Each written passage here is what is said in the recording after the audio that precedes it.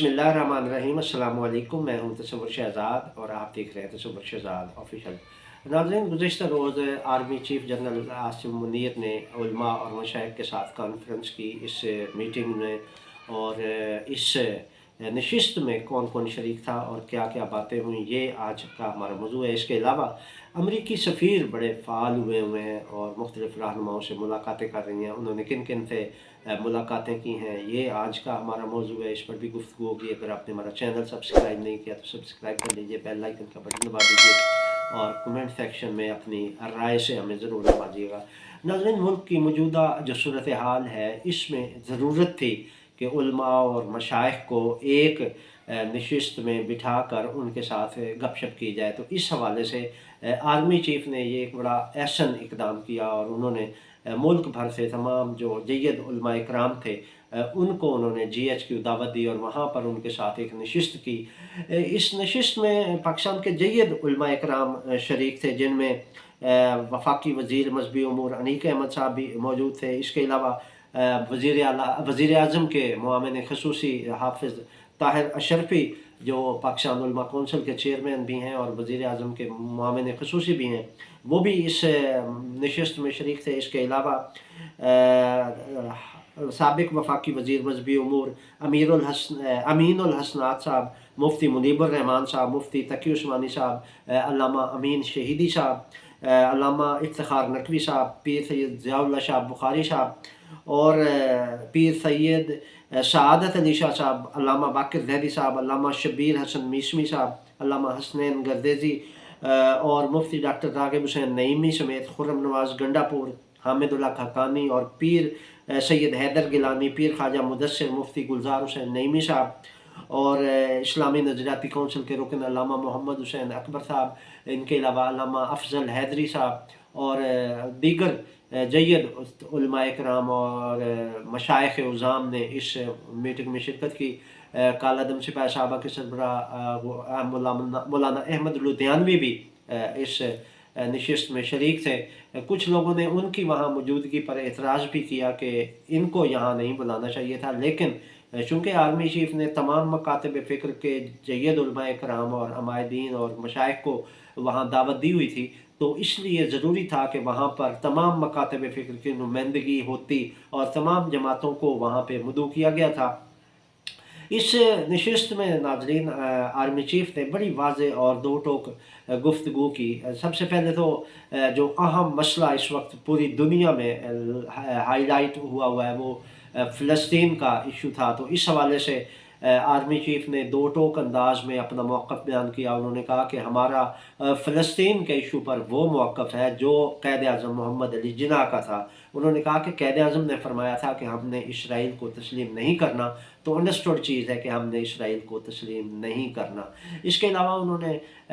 ये एक चीज़ क्लियर कर दी कि फ़लस्तीन के इशू पर जो है, उन्होंने कहा कि हमने अमरीकी हुकूमत से भी इस चीज़ का मुतालबा किया है कि ये जंग बंदी करवाई जाए और फ़ौरी तौर पर ये इंसानी अलमिया जन्म ले रहा है फ़लस्तीन में, जो इसराइली जारहियत का शिकार हो रहे हैं फ़लस्तीनी, तो इसको फ़ौरन रोका जाए। ये एक मामला जो है, ये जो जंग है, अगर इसको अभी ना रोका गया तो फिर इसका दायरा कार वसी हो जाएगा और ये आलमी जंग में भी ढल सकती है। तो इस हवाले से उन्होंने क्लियर किया और उन्होंने कहा कि हमने अपनी हुकूमत से भी कहा है कि वो इस पर स्टैंड ले और अपना मौक़िफ़ वाज़ेह तौर पर दे। तो इसके बाद फ़लस्तीन के इशू के बाद उन्होंने उलमा से ये कहा कि सोशल मीडिया का गलत इस्तेमाल हो रहा है। आर्मी चीफ ने सोशल मीडिया के गलत इस्तेमाल पर कहा कि इससे नौजवानों के ज़हनों को कन्फ्यूज़ किया जा रहा है और ये एक मुनज़्ज़म साजिश के तहत हो रहा है। तो उन्होंने उलमा और मशाइख से ये अपील की कि आप इस मामले में किरदार अदा करें और नौजवानों को सोशल मीडिया के इस्तेमाल और उसके मुस्बित इस्तेमाल के हवाले से राय हमवार करें और उनको आगाह करें, नौजवानों को बताएं कि सोशल मीडिया का इस्तेमाल मुस्बित अंदाज में किस तरह किया जा सकता है। इसके अलावा उन्होंने तालिबान के हवाले से भी दो टोक अंदाज में मौक़िफ़ अपनाया और कहा कि तालिबान हमारे दुश्मन हैं, वो हमें कत्ल कर रहे हैं और हम उनसे मुज़ाकरात की भीख मांगे, ऐसा नहीं हो सकता। हम तालिबान, तहरीक तालिबान पाकिस्तान की बात करते हुए उन्होंने कहा कि हम तहरीक तालिबान पाकिस्तान के साथ मुज़ाकरात की मेज़ पर नहीं बैठेंगे। انہوں نے دو ٹوک انداز میں یہ بھی پیغام دے دیا کہ کوئی اس غلط فہمی میں نہ رہے، کیونکہ وہاں پر تحریک طالبان کے کچھ حامی موجود تھے جن کے ذریعے انہوں نے پیغام پہنچانا تھا، تو وہ واضح انداز میں پیغام پہنچ گیا، اور انہوں نے دو ٹوک انداز میں یہ کہا کہ ہم ٹی ٹی پی کے ساتھ مذاکرات کی میز پر نہیں بیٹھیں گے بلکہ ان کا مقابلہ کریں گے۔ ظاہر ناظرین، پاکستان میں دہشت گردی کے جتنے واقعات ہوئے ہیں یا ہو رہے ہیں ان میں زیادہ تر نشانہ آرمی فورسز کو بنایا جا رہا ہے، ہماری سیکیورٹی فورسز ان کا نشانہ ہے، اور ان تمام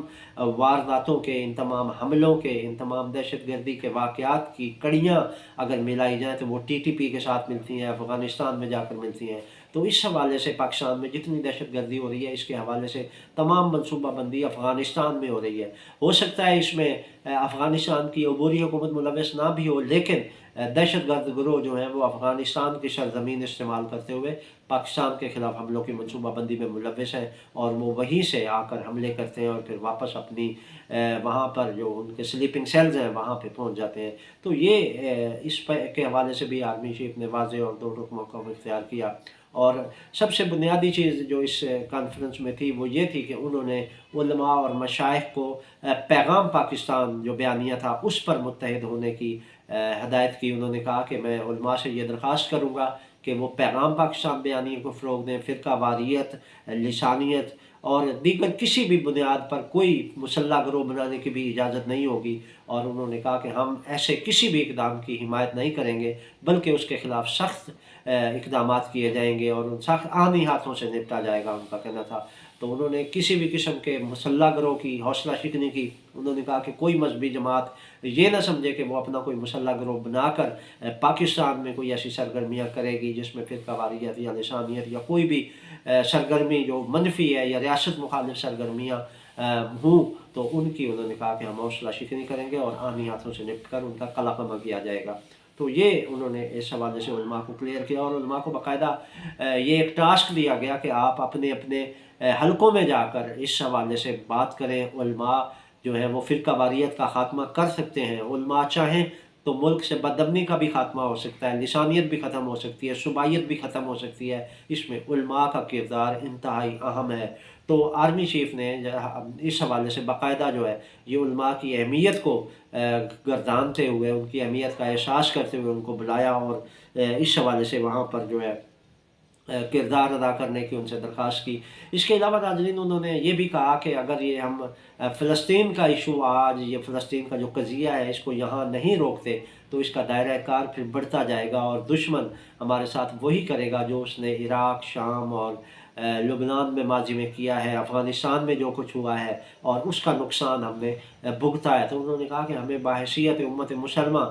اس پر توجہ دینا ہوگی اور اس حوالے سے اپنا اپنا کردار ادا کرنا ہوگا۔ اس کے علاوہ ناظرین انہوں نے سوشل میڈیا پر بھی بڑی کلیئر کہا کہ ہم نے نظر رکھی ہوئی ہے اور دیکھ رہے ہیں کہ کون کیا کر رہا ہے۔ تو اس حوالے سے بھی نوجوانوں کا جو وہاں پہ کردار ہے، اور نوجوان استعمال ہو رہے ہیں، ایک پوسٹ آتی ہے، وہ کوئی ہمارا ملک دشمن باہر بیٹھ کر وہ پوسٹ کرتا ہے تو وہ فوری طور پر ہمارے نوجوان اس کو آگے شیئر کر کے اپنے حلقہ احباب میں وہ ایک گمراہ کن پروپیگنڈے کا حصہ بن جاتے ہیں پھیلانے کے بعد۔ تو اس حوالے سے انہوں نے کہا کہ نوجوان جو ہیں وہ اپنا کردار ادا کریں، اور مصدقہ جو ہے وہ اطلاعات یا کوئی بیانیہ ہے تو اس کو آگے شیئر کیا جائے۔ ملک دشمنوں کا جو بیانیہ ہے یا اداروں کے خلاف جو ایک بیانیہ ہے جس کا مقصد ہی اداروں کی تذلیل ہے، اس سے اجتناب کرنا چاہیے۔ اس کے علاوہ آرمی چیف نے کہا کہ انتہا پسندی، دہشت گردی اور فرقہ واریت کی پاکستان میں اب کوئی جگہ نہیں ہے۔ تو اس کے حوالے سے بھی علماء کو کلیئر ہونا چاہیے کہ کوئی بھی ایسا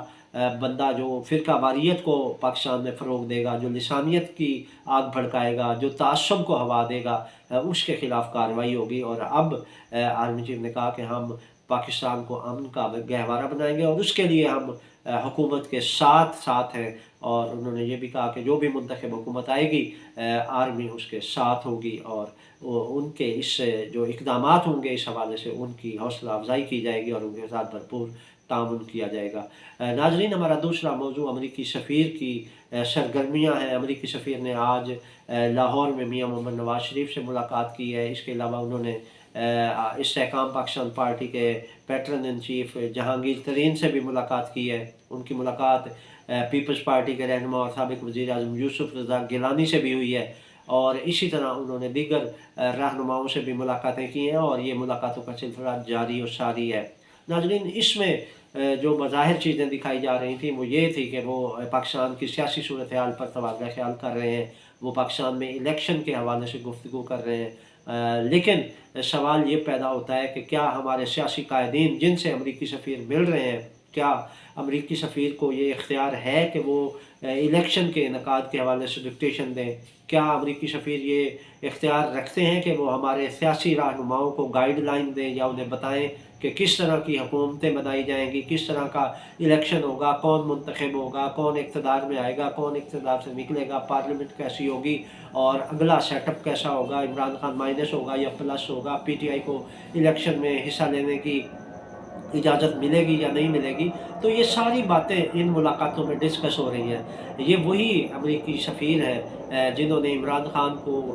رجیم چینج میں، عمران خان کے رجیم چینج میں کردار ادا کیا، اور عمران خان کو صرف اس بات کی سزا دی گئی کہ انہوں نے ملک کو